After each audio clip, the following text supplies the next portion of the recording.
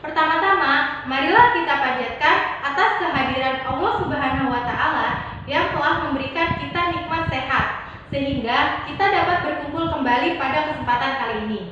Terima kasih juga saya ucapkan kepada Insinyur Bapak Marwan Rifai yang telah memberikan saya kesempatan untuk melakukan penyuluhan di lingkungan sekitar. Terima kasih juga kepada Mem Devi selaku dari dosen pengabdian masyarakat yang telah membimbing saya sehingga dapat melakukan penyuluhan kepada masyarakat. Tujuan saya membuat video ini yaitu sebagai tugas UAS saya dalam pengabdian masyarakat. Dan juga saya ingin memberitahu nih kepada masyarakat bagaimana sikap kita tanggap menghadapi bencana, yaitu bencana gempa. Di sini saya akan memberikan penyuluhan kepada masyarakat tentang bagaimana kita menghadapi ketika terjadi bencana gempa. Nah, yang pertama, gempa itu ada dua jenis. Yang pertama horizontal dan yang kedua vertikal. Pasti di sini masyarakat masih pada bingung ya. Bagaimana sih gempa yang horizontal? Bagaimana sih gempa yang vertikal? Nah, nanti saya berikan contohnya ya, bagaimana gempa vertikal dan juga gempa horizontal. Dan yang kedua, gempa itu ada dua titik. Yang pertama, titik di dasar laut dan titik di darat. Kalau yang di laut itu bisa mengakibatkan tsunami, tapi tergantung dengan kekuatan dari gempa itu. Nah, ini contoh dari gerakan gempa vertikal. Vertikal itu ke atas. Gerakan gempanya seperti ini. Ketika gempa vertikal, kita pasti bakal nunduk ke depan. Itulah contoh dari gempa vertikal. Lalu untuk gempa horizontal kayak gimana? Yang horizontal itu yang ke samping. Jadi ketika ada gempa horizontal, kita pasti kayak gini. Itu namanya gempa horizontal. Biasanya yang sering kita alami itu gempa horizontal. Bukan begitu? Ibu-ibu, bapak-bapak, ya pasti semua pernah merasakan gempa kan? Yang dirasain seperti ini. Ketika kita melihat gedung-gedung yang sedang ada gempa, itu pasti kan gedungnya miring-miring gitu kan? Nah, itu namanya gempa horizontal. Gempa itu biasanya nggak lebih dari 30 detik. Maksimal banget gempa itu 1 menit, tapi biasanya paling lama banget itu yang sering kita alami gempa itu hanya kurang lebih dari 30 detik. Lalu bagaimana sih sikap kita ketika sedang terjadi gempa? Kita harus apa gitu kan? Nah, di sini saya akan menjelaskan ya. Yang pertama itu sikap kita ketika terjadi gempa itu jangan panik. Yang kedua, tetap tenang. Dan yang ketiga, lindungi diri. Lindungi dirinya gimana? Kita lindungi diri dengan melindungi kepala. Seperti apa contohnya? Ini. Melindungi kepala yang pertama ini seperti ini. Ini untuk melindungi diri dari kepala yang pertama, dan yang kedua itu seperti ini. Posisi tangan di sini, pundak, lalu seperti ini. Untuk posisi kayak gini biasanya kita bisa berlindung di meja atau di kolong kursi. Untuk di kolong meja itu kita hindari meja yang kaca atau yang atasnya itu ada barang-barang yang mudah pecah, itu harus dihindari. Dan yang kedua itu di bawah kolong kursi. Yang ketiga itu kita juga bisa melindungi diri kita dengan posisi kepala yang seperti ini tadi atau seperti ini itu di tiang. Tiangnya itu yang menurut kita kokoh ya, jangan asal pilih tiang aja nih ibu-ibu, bapak-bapak. Itu ketika kita sedang berada di dalam mall atau di dalam gedung, itu kan pasti ada tiang-tiang ya. Kalau untuk di dalam mall itu biasanya kita berlindungnya di mana? Itu dia tadi di tiang-tiang yang kokoh. Jangan lari kalau ada gempa, karena gempa itu nggak lebih dari 30 detik. Kalau kita lari, mana keburu, takutnya nanti pas lari malah ketiban barang-barang runtuh. Jadi coba berlindung, lindungi kepala seperti ini. Kita ngumpet di bawah kolong meja atau enggak kolong kursi atau enggak di tiang-tiang. Seperti itu. Lalu ketika gempa di rumah kita harus kayak gimana? Sama, ketika di dalam rumah kita juga harus kayak gitu. Yang pertama tetap tenang, yang kedua jangan panik, yang ketiga lindungi kepala. Terus kita juga harus jauh-jauhin dari yang namanya stop kontak, terus barang-barang yang ada di dinding seperti itu. Lalu ketika kita sedang berada di gedung-gedung, bagaimana kita menyikapinya? Yang pertama itu sama, tetap tenang. Yang kedua jangan panik. Dan yang ketiga, biasanya di dalam gedung itu ketika terjadi gempa sudah ada yang namanya forecaptain. Forecaptain itu apa sih? Pasti di sini ibu sama bapak-bapak masih pada baru dengar gitu kan, asing mungkin ya gitu kan. Nah, floor captain itu sendiri yaitu monitoring setiap terjadinya gempa. Jadi ketika terjadi gempa di dalam gedung, floor captain pasti akan mengimbau kita dan mengevakuasi kita sampai di titik kumpul, titik aman, atau juga yang disebut dengan assembly point.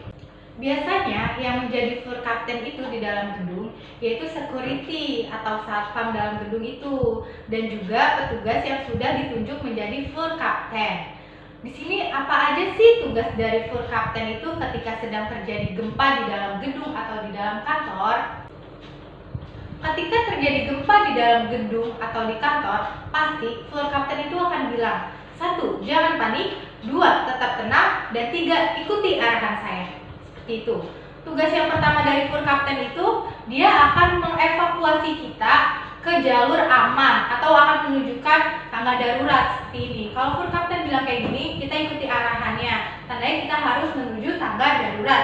Lalu ketika floor captain menunjukkan tanda seperti ini, tandanya kita tidak boleh melewati apa yang sudah dia tandakan. Ini misalkan floor captain seperti ini di depan lift, itu menunjukkan bahwa lift itu tidak boleh didekati saat terjadi gempa. Jadi ketika terjadi gempa, kita harus menuju ke tangga darurat seperti itu.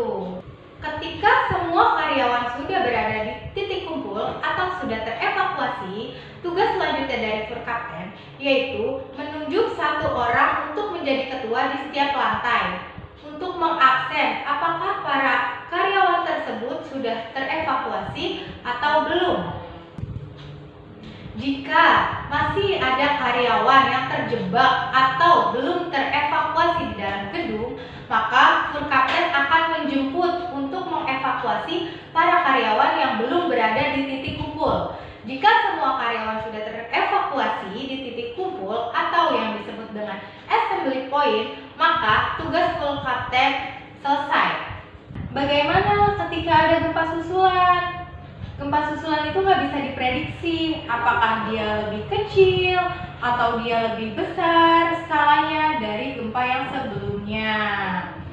Maka dari itu, seenggaknya ketika terjadi gempa susulan, kita itu sudah berada di titik aman, di titik kumpul. Jadi, kalau kita mau menyelamatkan diri untuk lari mencari ke tempat kayak ke tempat-tempat seperti di lapangan ataupun tempat-tempat tanah kosong yang mungkin di situ benar-benar luas ya, nggak ada barang-barang yang bakal nanti membuat kita terluka gitu, ada runtuhan-runtuhan. Kalau bisa juga nanti ketika kita sedang berada di lapangan, itu kita pastikan dulu apakah kita dekat dengan pohon atau tidak, karena itu juga bisa mengakibatkan kita tertimpa. Cukup sekian penyuluhan yang saya sampaikan kepada masyarakat yang berada di Jalan Muara RT 02 RW 03. Semoga apa yang saya sampaikan dapat bermanfaat dan juga untuk menambah ilmu kepada bapak-bapak dan ibu-ibu bagaimana sikap kita saat menghadapi bencana gempa. Demikian penyuluhan masyarakat tentang sikap tanggap bencana gempa bumi. Kurang lebihnya saya mohon maaf apabila ada kata atau penyampaian yang kurang berkenan di hati bapak-bapak atau ibu-ibu. Kesimpulannya, ketika terjadi gempa bumi, kita harus tetap tenang, jangan panik, dan juga lindungi diri. Wassalamualaikum warahmatullahi wabarakatuh.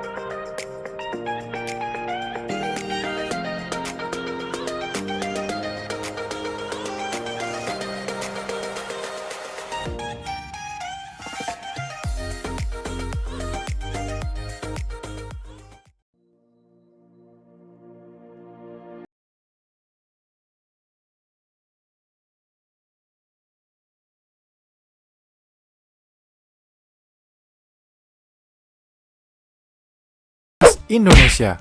Gempa di Nias terjadi pada tanggal 28 Maret tahun 2005 di Sumatera bagian utara. Gempa dengan kekuatan 8,6 skala Richter ini setidaknya menyebabkan 1.000 orang tewas, 300 orang terluka, dan 300 bangunan di Nias hancur.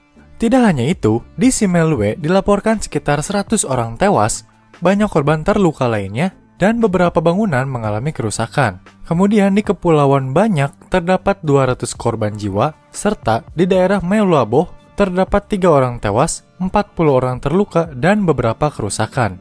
Gempa Nias ini juga menimbulkan tsunami dan merusak beberapa wilayah, seperti pelabuhan dan bandara Simeulue yang rusak karena gelombang setinggi 3 meter. Lalu di pantai barat Nias diterjang gelombang setinggi 2 meter, dan di daerah Singkil dan Meulaboh diterjang gelombang setinggi 1 meter. Selain itu, setidaknya 10 orang tewas selama proses evakuasi di pantai Sri Lanka.